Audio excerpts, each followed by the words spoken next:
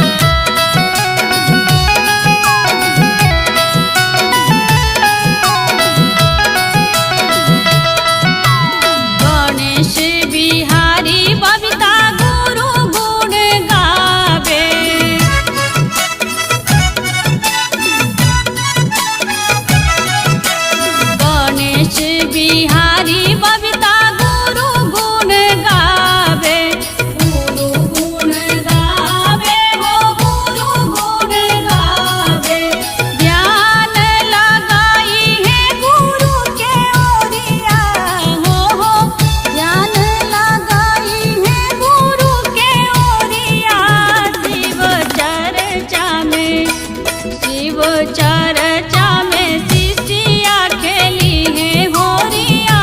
शिव चर्चा में शिव चर्चा में शिष्या खेली है होरिया शिव चर्चा में शिव चर्चा में हो शिव चर्चा में हो शिव चर्चा में हो शिव चर्चा में हो शिव चर्चा में शिव चर्चा में शिष्या खेली है होरिया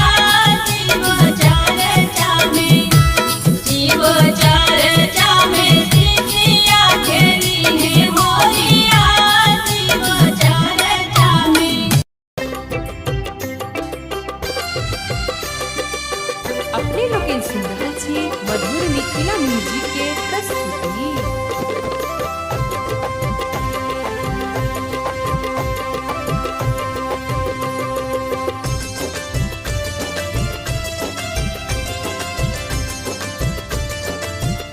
भोला खेले ले होली जटा खोली भोला खेले ले होली जटा खोली भोला खेले ले होली जटा खोली भोला खेले ले होली जटा खोली भोला खेले ले होली जटा खोली भोला खेले ले होली जटा खोली भोला खेले ले होली जटा खोली भोला खेले ले होली जटा खोली भोला खेले ले होली जटा खोली भोला खेले ले होली जटा खोली।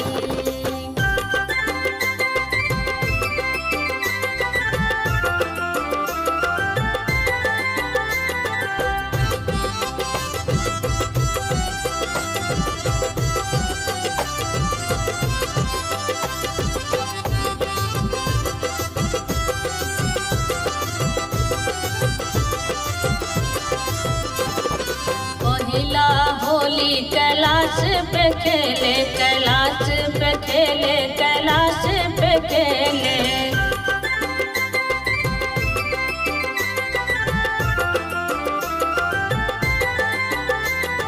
पहिला होली कैलाश पे खेले कैलाश पे खेले कैलाश पे खेले भूत पिचास के गजब टोली भूत पिचास के गजब टोली भोला खेले ले होली जटा खोली भोला खेले ले होली जटा खोली भोला खेले ले होली जटा खोली भोला खेले ले होली जटा खोली।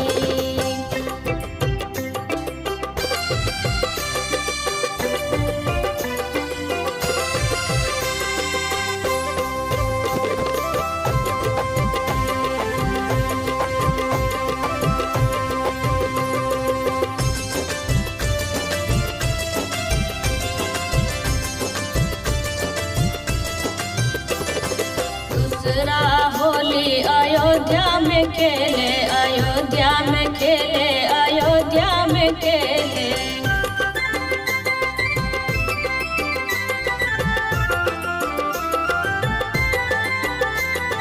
दूसरा होली अयोध्या में खेले अयोध्या में खेले अयोध्या में खेले राम सिया के गजब टोली राम सिया के गजब टोली भोला खेले ले होली जटा खोली भोला खेले ले होली जटा खोली भोला खेले ले होली जटा खोली भोला खेले ले होली जटा खोली।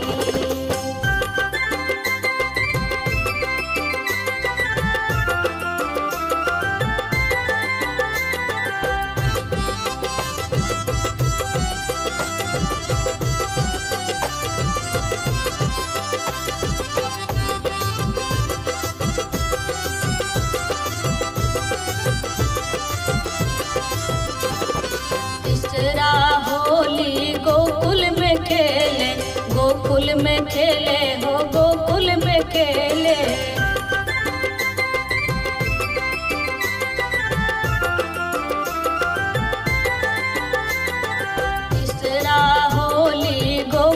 में खेले, गोकुल में खेले हो गोकुल में खेले। राधे कृष्णा के गजब टोली, राधे कृष्णा के गजब टोली, भोला खेले ले होली जटा कोली, भोला खेले ले होली जटा कोली, भोला खेले ले होली जटा कोली, भोला खेले ले होली जटा कोली।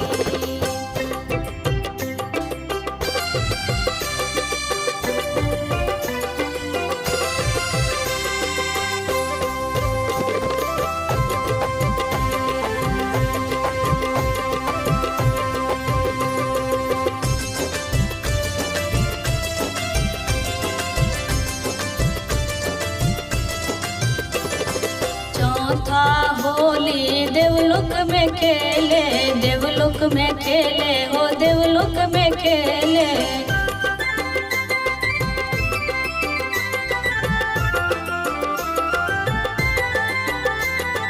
चौथा होली देवलोक में खेले, देवलोक में खेले हो देवलोक में खेले। देवता पितर के गजब टोली,